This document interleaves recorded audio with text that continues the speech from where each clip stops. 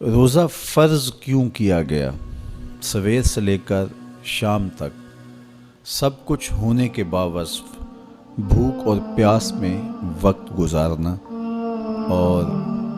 میسر ہونے کے باوجود ایک گھونٹ بھی حلق سے نیچے نہ اترنے دینا، آخر اس میں کیا حکمت تھی؟ تو یہ بات اچھی طرح سے ہمیں سمجھ لینی چاہیے کہ یہ صرف کھانے پینے کو ترک کر دینا ہی نہیں ہے، بلکہ ان مقاصد جلیلہ کے حصول کے لیے روزہ رکھا جاتا ہے جو مومن کی زندگی کا مقصود ہے۔ اور اگر کوئی شخص کھانا پینا تو ترک کر دیتا ہے لیکن ان امور سے نہیں رکتا جن امور سے روکنا ان روزوں کا مقصود تھا، تو اس کا روزہ نہیں کہلاتا۔ میرے اور آپ کے آقا و مولا حضور نبی رحمت صلی اللہ علیہ وآلہ وسلم نے ارشاد فرمایا،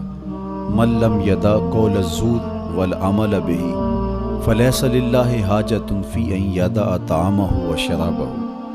جس نے جھوٹ اور اس پر عمل کرنا نہ چھوڑا، جھوٹے کام ترک نہیں کیے، اس کا بھوکا اور پیاسا رہنا اللہ کو منظور نہیں۔ اللہ کو کوئی ضرورت نہیں کہ وہ بھوک اور پیاس کاٹے۔ روزے میں تو ان امور سے بھی روک دیا گیا جو امور عام زندگی میں جائز تھے، جو مشروع تھے، مباح تھے، لیکن روزے میں ان جائز مباح امور سے بھی منع کر دیا گیا۔ طیب اور طاہر کھانے، خوبصورت مشروب، ان سے روک دیا گیا۔ آپ آب زمزم بھی نہیں پی سکتے جبکہ وہ متبرک پانی ہے۔ شہر مدینہ میں بیٹھ کر شہر مدینہ کی پکی ہوئی کھجوریں بھی آپ نہیں لے سکتے، اس لیے کہ آپ روزے سے ہیں۔ تو روزے میں آپ کو متبرک چیزیں کھانے سے بھی روک دیا گیا، متبرک مشروب پینے سے بھی منع کر دیا گیا۔ تو مجھے بتائیے، جو رب آپ کو متبرک مشروب اور پاکیزہ کھانوں سے بھی ایک مخصوص وقت کے لیے روک رہا ہے، تو جن امور سے عام زندگی میں شریعت اسلامیہ نے ہمیں منع کیا، ہمارے رب نے ہمیں منع کیا، تو اگر روزے کے دوران ہم وہ امور بجا لائیں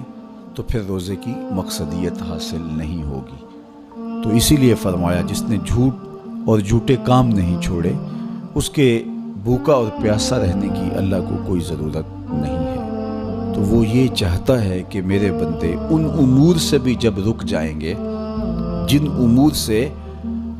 عام زندگی میں نہیں روکا گیا، تو وہ لازمی طور پہ ان امور سے رکنے کی کوشش کریں گے جن امور سے اسے منع کیا گیا ہے۔ تو جب یہ چیز انسان کا فہم، انسان کی عقل اور انسان کی خرد طے کرتی ہے، تو پھر لامحالہ طور پہ رکنے کی عادت اس کے اندر تقوی کی نشأت کا ذریعہ بنتی ہے۔ آپ نے عمومی طور پہ دیکھا ہوگا کہ رمضان المبارک کا ماہ نور جب اختتام کو پہنچتا ہے، ہمارے سامنے عید کے 2-4 دن بھی یہ مشق رہتی ہے، اچانک کوئی مشروب آیا اور پینے لگے تو رک گئے، وہ کہیں ہمارا روزہ تو نہیں، لیکن پھر خیال آتا نہیں ہم روزے تو نہیں ہیں، آج تو عید کا دن ہے، تو ہم پی لیتے ہیں۔ چونکہ پورا مہینہ دن بھر ہم مشروبات سے رکے رہے اور آج بھی دن کے اجالے میں ہمیں پانی دیا گیا تو ایک دم ہمیں جھجک پیدا ہوئی، لیکن پھر ہمیں یاد آیا کہ اب روزے بیت گئے ہیں اور میں روزے سے نہیں ہوں۔ تو جو چیز جائز اور مشروع تھی ایک وقت کے لیے، اس چیز سے بھی ہم رکے تو ہماری طبیعت کے اندر یہ ملکہ پیدا ہو گیا کہ ہم اس سے رکنے کا مزاج پیدا کر لیتے ہیں۔ تو اگر ہم ان امور سے رک جاتے ہیں جن کو شریعت اسلامیہ نے منع کیا ہوا ہے، تو پھر دوبارہ جب اس کو کرنے لگتے ہیں تو پھر ہمارا ہاتھ بھی رکے گا، اور پھر ہم مستقل اپنے ہاتھ کو روک سکتے ہیں کہ ہاں میاں، یہ روزے میں بھی چیزیں منع تھی اور روزے کے بعد بھی یہ چیزیں ہمارے اوپر منع ہیں۔ تو